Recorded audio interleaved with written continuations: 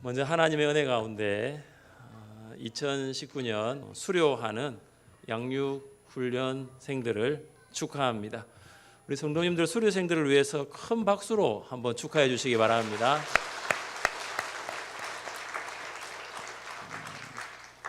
1년 동안 정말 수고 많으셨습니다. 왜냐하면은 12주 혹 3개월 아니면은 16주일은 4개월 코스가 아니라 최소 30주. 그래서 개월수로 따지자면은 여름 방학을 빼고 한 7개월 가까이 양육과 훈련에 들어졌습니다. 그리고 오늘 수료하게 되는 양육 훈련생들을 위해서 또 기도 후원자로 사랑과 관심을 가져주신 성도님들께도 감사를 드립니다. 사도 바울은 다메섹에서 예수님을 인격적으로 만난 이후 예수님을 알기 위해서 살아왔습니다. 그는 예수님을 알기 위하여 구약 성경을 연구하였고 27권의 신약 성경 중에 13권을 기록하였습니다. 그리고 바울은 이방인들과 유대인들에게 예수님을 알게 하기 위하여 말씀을 가르치고 전도하였습니다. 예수님을 알기 위해 한평생을 살아온 바울의 모습은 신자에게 귀한 본이 됩니다. 사랑하는 수료생 여러분, 그리고 성도 여러분, 예수님을 알기 위하여 살아온 바울이 인생의 끝자락에서 고백한 것은 무엇이었습니까? 우리 함께 13절 말씀을 읽겠습니다. 형제들아, 나는 아직 내가 잡은 줄로 여기지 아니하고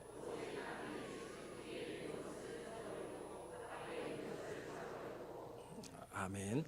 여기에 잡았다 하는 것은 예수님을 알아가는 것을 가리킵니다. 바울은 잡은 줄로 예수님을 완전히 알았다고 말하지 않습니다.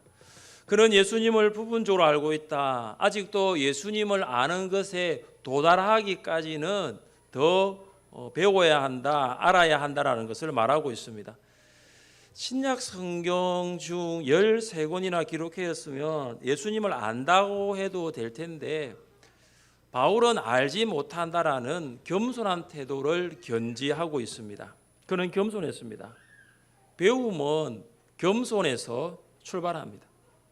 모든 것을 알고 있다고 생각하는 사람은 더 이상 배우지 않습니다. 교만한 사람은 더 이상 배울 필요가 없다라고 합니다. 성도들에게 양육과 훈련을 고면하면 이렇게 대답하시는 분이 간혹 있습니다. 목사님, 그런 거 옛날에 다 배웠습니다. 이 대답은 다 배웠으니 더 이상 배울 필요가 없다라는 것입니다.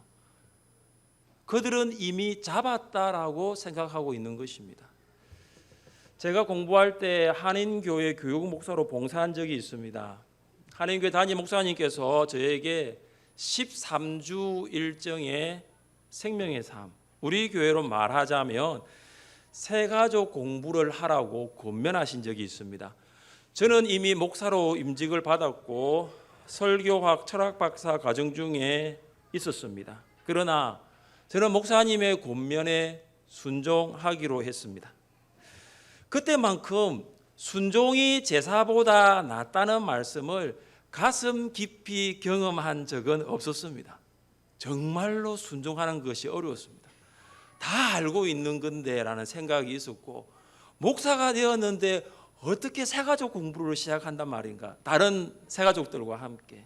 그러나 저는 목사님께서 권면하시는 말씀 중에 이것이 진리와 비진리의 문제가 아니라면 순종하기로 그때부터 결심했습니다.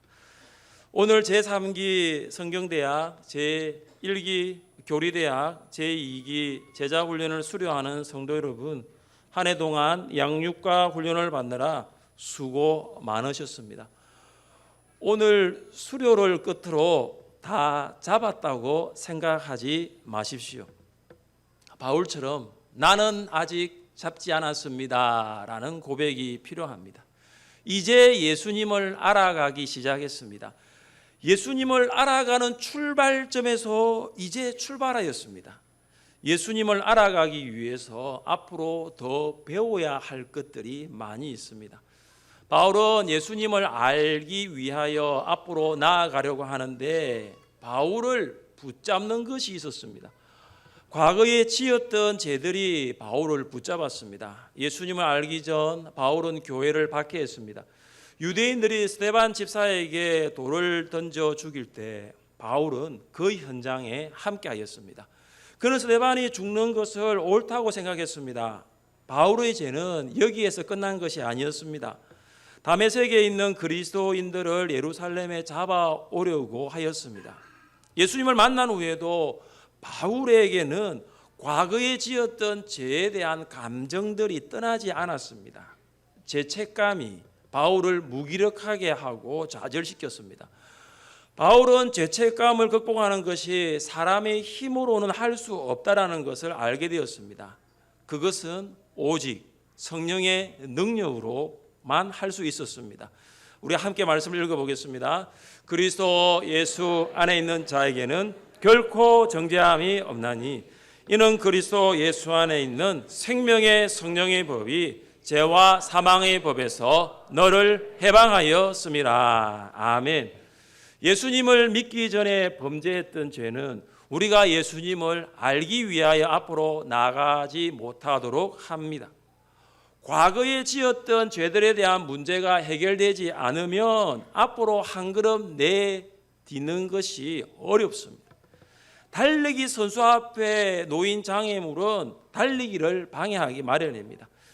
과거의 죄가 예수님을 알기 위하여 앞으로 달려가는 길에 방해물이 될 수 있는 것입니다. 그럴 때마다 바울이 선포했던 고백이 여러분의 고백될 수 있기를 바랍니다. 예수님 안에 있는 자에게는 결코 정죄함이 없습니다. 나는 죄와 사망에서 해방되었습니다.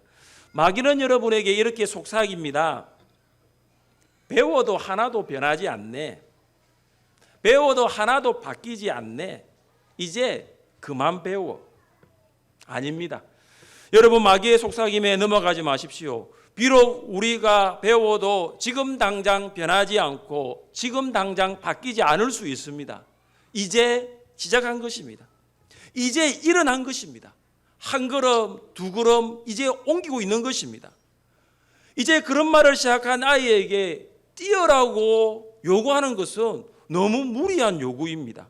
조금만 있으면 뛸 것입니다. 달릴 것입니다. 이제 일어났는데 가만히 있으면 결코 달릴 수가 없습니다. 일어나셨다면 걸어가셔야 합니다. 걷다가 넘어질 수도 있습니다. 그러면 다시 일어나 걸으시면 되는 것입니다. 과거에 지었던 죄에 대한 죄책감을 떨쳐버린 바울은 이제 앞에 있는 것을 잡겠다고 결단했습니다. 뒤에 있는 것을 잊고 앞에 있는 것을 잡겠다라는 선택입니다. 과거의 일을 잊지 아니하면 미래의 일을 소망할 수 없는 것입니다. 앞에 있는 것을 잡는 것은 적극적인 태도와 행동이 필요합니다. 여러분, 앞에 있는 물건을 잡기 위해서 어떻게 하십니까? 지금 있는 자리에 가만히 앉아 있으면 여러분 앞에 있는 물건을 잡을 수가 없어요. 앞에 있는 거 잡기 위해서 상체를 앞으로 숙여야 합니다. 몸을 조금 앞으로 구부리면서 손을 뻗어야 합니다. 앞에 있는 것을 잡기 위해서는 적극적인 태도를 견지해야 합니다. 그리고 앞에 있는 것을 잡는 것은 한 번의 행동이 아니라 계속적인 행동으로 나타나야 합니다. 예수님을 알아가기 위해서는 적극적인 태도와 행동이 수반되어야 합니다. 예수님을 알아가기 위해서는 쉬지 않는 수고와 끊임없는 노력이 필요합니다. 기도원에서 한번 은혜 받았다고 하여 예수님을 알아가는 것이 끝난 것이 아닙니다. 한 번의 철야 기도와 금식 기도만으로 예수님을 다 알 수 있는 것도 아닙니다. 청년 때 받은 은혜로 장년과 노년의 신앙을 유지할 수는 없는 것입니다. 우리는 예수님을 알아가기 위한 목마름이 있어야 합니다. 갈급함입니다. 간절함입니다. 절박함입니다. 목마름이 없으면 물을 찾지 않습니다. 시편 성도는 하나님에 대한 목마름을 사슴의 목마름에 비유했습니다. 하나님이여, 사슴이 시냇물을 찾기에 갈급함 같이 내 영혼이 주를 찾기에 하나이다. 사슴이 목이 말라 시냇물을 아주 갈급하게 찾습니다. 물을 마시지 아니하면 죽을 수도 있는 것입니다. 물에 갈급해 있는 거예요. 물에 목말라 있는 거예요. 예수님을 알아가는 것에 목마르지 아니하면 배우지 않습니다. 예수님을 알아가는 것에 갈급하지 아니하면 양육을 받거나 훈련을 받지 않습니다. 예수님을 알아가는 것은 오직 성경을 통해서입니다. 사도 요한이 요한복음을 기록한 목적이 무엇입니까? 우리 같이 한번 읽어보겠습니다. 오직 이것을 기록함은 너희로 예수께서 하나님의 아들 그리스도이심을 믿게 하려 함이요 또 너희로 믿고 그 이름을 힘입어 생명을 얻게 하려 함이니라. 아멘. 부활하신 예수님은 열한 제자들에게 나타나셔서 너희에게 평강이 있을지어다 평안을 전했습니다.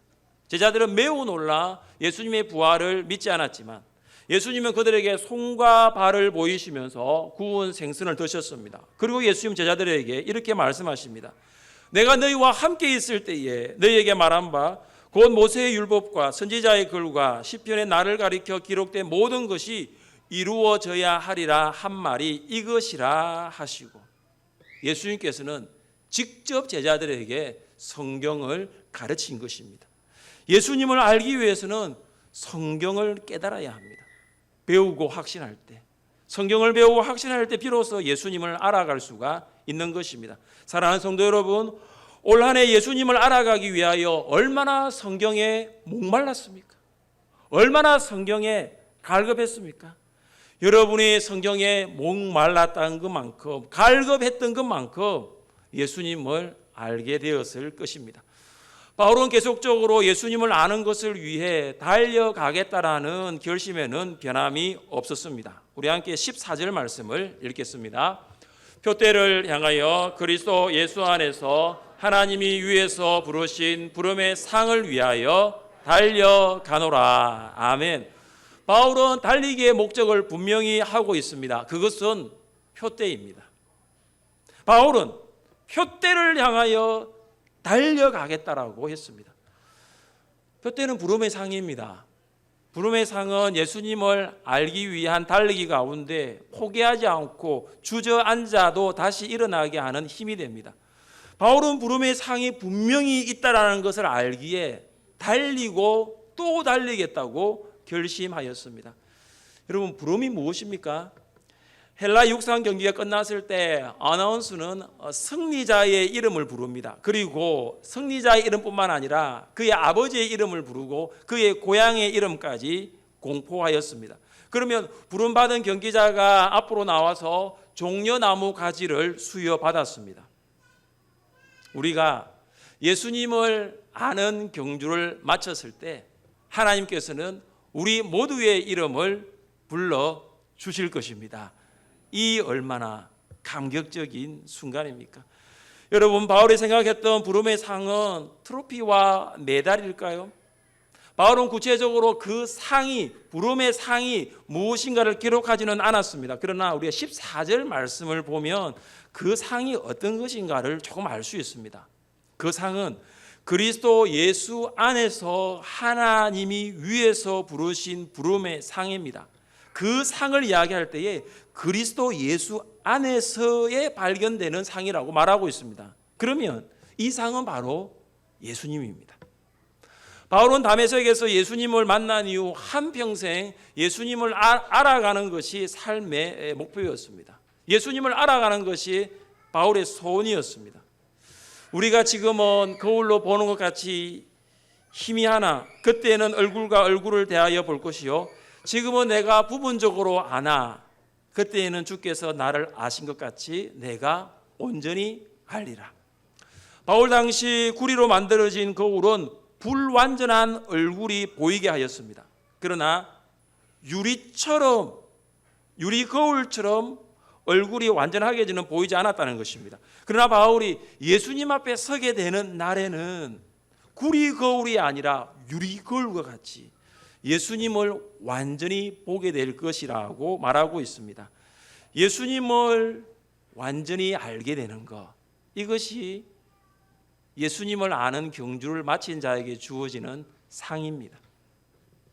주말 부부로 떨어져 있는 아내가 남편에게 원하는 것은 남편의 월급이 아니라 남편입니다. 아내가 기러기 아빠로 타국에 살던 남편으로부터 원하는 것은 뭐 면세품 같은 것이 아니라 남편이에요. 사랑하는 연인이 서로에게 가장 원하는 것은 비싼 선물이 아니라 바로 그 사람이에요. 정말로 보고 싶은 그 사람이면 되는 것입니다. 우리가 하나님 앞에 서는 날 하나님께서는 우리 한 사람 한 사람의 이름을 부르시면서 상을 주실 것입니다. 그 사랑은 다름 아닌 예수 그리스도이십니다. 우리가 가슴 깊이 사무치도록 보고 싶었던 예수님, 우리가 기도할 때마다 주여 불러가면서 가슴 터지도록 불렀던 예수님, 우리가 복음을 전하면서 모욕을 받고 박해를 받게 되었던 그 예수님, 하나님께서는 우리의 이름을 부르실 때 우리는 예수님을 만나게 될 것입니다. 예수님이면 충분합니다. 다른 상이 필요 없습니다. 천국에는 부족한 것이 없습니다. 신랑에게 신부에게 신랑이면 충분하듯이 우리도 예수님이면 충분한 것입니다. 바울은 그의 마지막 서신인 디모데후서에서 예수 그리스도를 알기를 소원하는 성도들을 향하여 무엇을 권면했습니까? 우리 같이 한번 읽어보겠습니다. 나는 선한 싸움을 싸우고 나의 달려갈 길을 마치고 믿음을 지켰으니 이제후로는 나를 위하여 의의 면류관이 예비되었으므로 주 곧 의로우신 재판장이 그날에 내게 주실 것이며 내게만 아니라 주의 나타나심을 사모하는 모든 자에게도니라. 아멘. 여러분, 바울이 어떤 길을 달렸습니까? 그 길은 예수 그리스도를 알아가는 길이었습니다. 그 길 끝에는 예수 그리스도께서 계십니다. 우리는 어떻게 예수님을 알아갈 수 있을까요? 설교를 들음으로써 예수님을 알아갈 수 있습니다. 양육 훈련을 통해서 예수님을 알아갈 수 있습니다. 여러분이 말씀을 읽음을 통하여 예수님을 알아갈 수 있습니다. 목장에서 목원들과의 나눔을 통하여 예수님을 알아갈 수가 있습니다. 오늘 양육과 훈련을 수료하는 수료생 여러분, 수료의 기쁨은 이번 주만 누리고 앞에 있는 것을 잡으려고 다시 달려가도록 시작하시기를 바랍니다. 예수님을 알아가는 달리기를 시작하지 않았거나 또 시작하셨는데 잠시 쉬고 계신 성도님들이 있으면 다시 달려가시기를 권면합니다. 신앙성장반을 못 들으셨다면 내년 2월에 있는 신앙성장반을 들으십시오. 신앙성장반을 들었지만 성경대학을 아직 못 들으셨다면 꼭 성경대학에 수강하시기를 바랍니다. 내년에는 성경대학이 몇 기가 되겠죠? 3 다음에는 4. 내년에 안 하면은 2021년도에는 몇 개가 되겠죠? 예, 계속 하게 되겠죠. 이 말은 무슨 말이냐? 언젠가는 성경대학을 하게 될 날이 오게 된다는 거죠. 그래서 하면 먼저 하세요. 그래도 2기보다는 1기가 낫고 3기보다는 2기가 낫잖아요. 성경대학을 마쳤다면 교리대학으로 들어가십시오. 이번에 보니까 성경대학 마치시고 제자훈련으로 안 들어오시고 교리대학 가신 분들이 많더라고요. 제가 그분들은 목사님 내년에는 제자훈련 가겠습니다 했으니까 약속에 신실하신 하나님처럼 꼭 약속에 신실하시기를 바랍니다. 그래서 성경대학을 마쳤다면 제자훈련으로 들어오시고 특별히 교리대학을 마쳤다면 제자훈련으로 신청하십시오. 제자훈련을 마쳤다면 사역훈련에 지원하십시오. 내년도 제1기 사역훈련이 시작됩니다. 2기보다는 1기가 낫겠죠. 그래서 1기 사역훈련에 지원 바랍니다. 성경대학과 교리대학을 마치면서 이제 함께한 성도님들이 제자훈련으로 가기는 조금 더 준비가 필요한 것 같고 그렇다고 또 성경대학, 교리대학을 다시 하기도 좀 그런 것 같아서 반을 하나 만들어 달라는 건의가 있었습니다. 그래서 내년에 반을 하나 만듭니다. 성경 배경대학이라고. 이것은 뭐냐? 우리가 성경대학은 66권의 성경을 창세기부터 계시록까지 쭉 공부를 했습니다. 교리대학은 웨스트민스터 소요리를 가지고 이렇게 했는데 뭐가 좀 부족하냐면 성경의 역사, 성경의 문화, 또한 성경의 지리가 조금 부족합니다. 물론 성경대학 안에 개론적인 부분에서 이걸 다루었지만 역사, 문화, 지리에 대한 부족함이 있습니다. 그래서 내년에는 성경대학, 교리대학, 제자훈련, 사역훈련과 더불어 성경 배경대학을 신설합니다. 이게 여러분에게 유익이 되어야 될 텐데 또 제자훈련을 빠질 수 있는 하나의 단초를 제공하는지는 모르겠지만 아무튼 자고 약속하신 분들은 제자훈련으로 들어오시면 되겠습니다. 교육자들이 준비를 하고 있습니다. 그래서 성경대학, 교리대학, 또 성경배경대학, 제자훈련, 사역훈련을 다 맡아가지고 이미 오늘부로 수료는 하지만 저희는 이제 준비를 들어갔습니다. 사랑하는 성도 여러분, 예수님을 알아가기를 시작했다면 예수님을 향하여 끝까지 달려갈 수 있기를 바랍니다. 표대 끝에 여러분이 달리기를 끝난 그 마지막 지점에 우리 주님께서 우리를 기다리고 계십니다. 예수님을 만날 때까지 끝까지 달려갈 수 있는 여러분 될 수 있기를 주님의 이름으로 축복합니다.